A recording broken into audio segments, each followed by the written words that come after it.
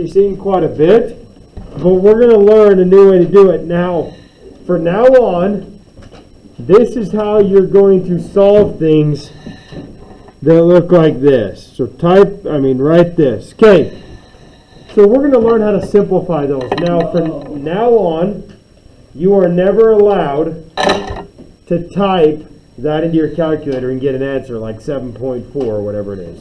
Okay? What do you mean? Today we're going to learn how to simplify them. So, okay? So, no longer are you going to go into your calculator and type in square root of 54 and get an answer.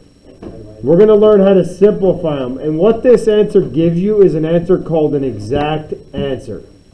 Okay, so we're going to do a term called a factor. And what a factor is numbers that multiply together to be a number. Now, our goal is to create a factor tree off of this number. Now, we go down to prime numbers. What's a prime number? Number that it's only itself and one go into it, right? Or it can't be simplified. Okay, so to start off here, what are two numbers that multiply together to be 54? 9 and 4. So I always like, now look, there's a couple, 9 and 6, or 27 and 2, right? Now it doesn't matter which ones you pick. I like to always do 2s. If it's ever an even number, I always do a 2. Why? Because it's easy. So the two numbers I could think of that multiply together to be 54 are 27 and 2. Okay? 2's prime, so what this thing's called is a root. As soon as you get to a root, you don't factor it anymore, but 27's not. What are two numbers that multiply together to be 27? 9 and 3. Good. Is 3 prime? Yeah. Yep. What about 9? 3 and 3. Perfect. And those are all prime, right? So these things at the bottom, just like in a tree, these are called roots. So now what we're going to do is we're going to put our square root, and we're going to put all of our roots together, multiplied like that.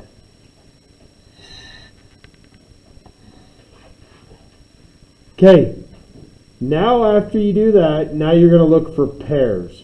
So you're going to look for numbers that are the same in a pair. So do we have any pairs in here? Yes. Pair of 3s, right? If you have a pair, you're going to circle them or square them, and you're going to bring one of the pairs out. One of the number of the pairs out.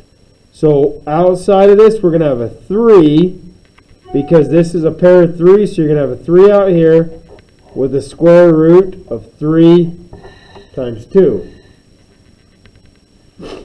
So you bring one of the 3's out, and the other 3 just goes bye-bye. Right? And I'm going to show you why that is in just a second. So now we can simplify this down to get 3 square root of 6, and that's your answer. Because 3 times 2, whatever is left over, you just multiply them together, and you get 3 square root of 6. So, let me ask you a question. Right here. So, these are all the roots. All the roots go underneath. Does that make sense? So, I always get the question, well, where did the other 3 go? Where did the other pair go? Right? So, if we think about it this way, if we have the square root of 9, we already know the square root of 9 is 3, right? So if we did a factor tree, we get 3 and 3, which underneath it would have 3 and 3. We have a pair of 3's, right? But we only get 1 3 out, and the other 3 just goes away, and that would be your answer. See that? So technically, when you do that, you get a pair. It's just when you square root a pair, because there's 2 of them, one of them goes away, and the other one comes out. Okay? Let's do another one. The square root of 20. Yeah, I like it. I always go 2's on my right. I don't know. It doesn't matter. But I always like to have my roots on the right. Why? Because then you can see them easier when you go to put them back in. Okay. All right, what about 10? 5 and 2. Okay, are those all prime? You never go down to 1. You never would say 5 and 1. Right? It's irrelevant. So never do it. So underneath our square root, we're going to have a 5, a 2, and a 2. Do we have a pair? Corbin, what's our pair? 2 and 3. So what are we going to do with it? Get rid of 1 out. Get rid of 1, bring 1 out. So you're going to have 2 square root of 5 is your solution. You don't times them? Nope, because remember you bring one of them out and the other one goes away. Why is that one 6 then it's there? Because there's a 3 and a 2 left over. See up here how we brought out the pair right here? How we brought out the pair of 3s? There's still a 3 and a 2 left over. Down here there's just a 5 left over.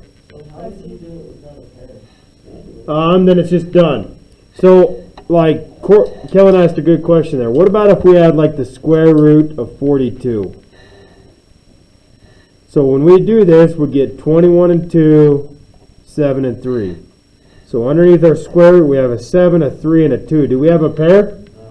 No. No, so you just multiply them back together. So technically, the square root of 42 is simplified. See that? Because you don't get any pairs. Okay, I want you guys to try it on your own. Do the square root of 50. And they say that a poor old man.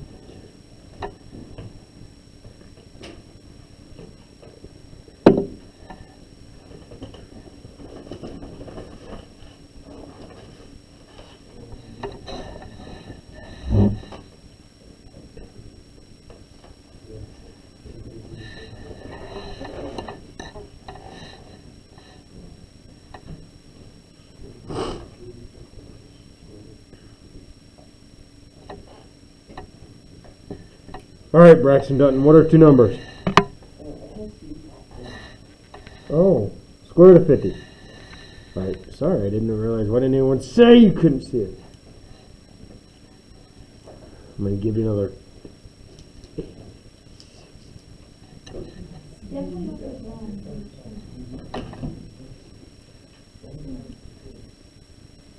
All right, we're going to call him Mallory. Mallory, 2 numbers. 25 and 2. Nice. Hey, just to tell you, you can do 10 and 5. Right, I'll do it here in a second just to show you get the same answer. But doing 2, it allows for you to kind of see your roots better. But I'll show you can do 10 and 5. All right, what about 25? Okay, so underneath our square root, we're going to have a 5, and a 2, right? Okay, do we have a pair? Mm-hmm. What? Okay, so one of them goes away.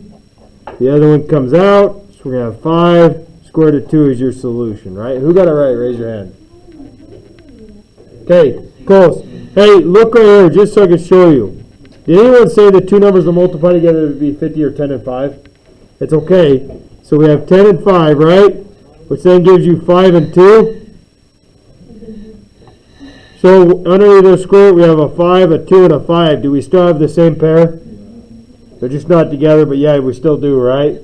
So you can still circle them and bring one out and get 5. Square root of 2 is your solution. Okay. All right, let's get a little bit tougher. Let's get into some bigger numbers. So if we have the square root of 108. Okay, first thing is you guys all have calculators, right? I would go 108 divided by 2. What do you get? 54. Okay, good. We're starting to factor it. Okay, what about 54 divided by 2? 27 and 2. What about 27? 13.5. No, if it doesn't go in evenly, we don't do it. So then 9 and 3. So 9 and 3. What about 9? 3 and 3. Perfect. So now, underneath our square root, we're going to have a 3, a 3, a 3, a 2, and a 2. So what do we have? Tell me what we have here. A pair of what? Of 3s and a pair of 2. Okay, so what's going to be left over underneath the root? 3. So basically underneath the root, we're going to have a 3 left over. That's it. Now on the outside, this is important. We're going to have a 3, Because that pair of threes is going to bring out a 3, right? And the other one, this one's going to come out, this one's going away. The 2's going to come out, and that one's going away. Now, with these numbers out here, because you're bringing out 2 numbers, 2 or more numbers brought out, you're just going to multiply them together on the outside, and there's your solution. Okay? So, how would you say that? How would you say that answer? 6 times the square root of 3. Yeah, or just 6 square root of 3. Kind of cool, right? But it is 6 times the square root of 3. So, here. We're going to do one more, and then I'm going to let you guys try one on your own. 148.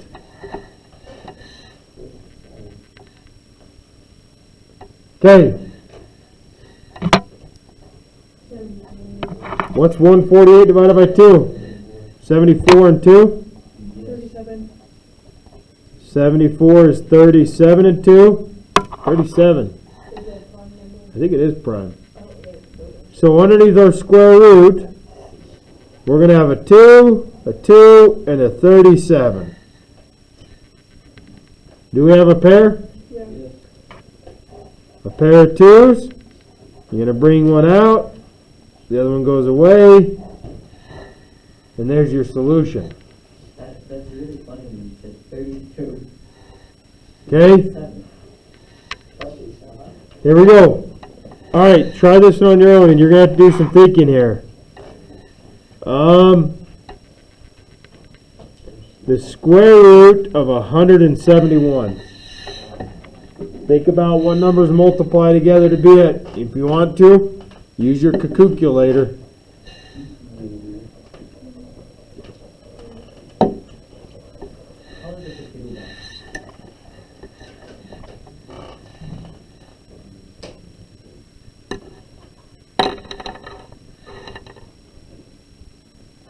What is it?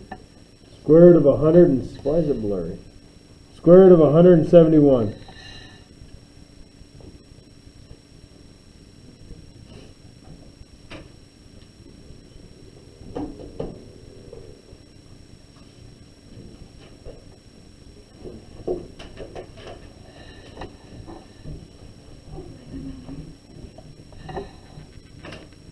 We're into March. We are.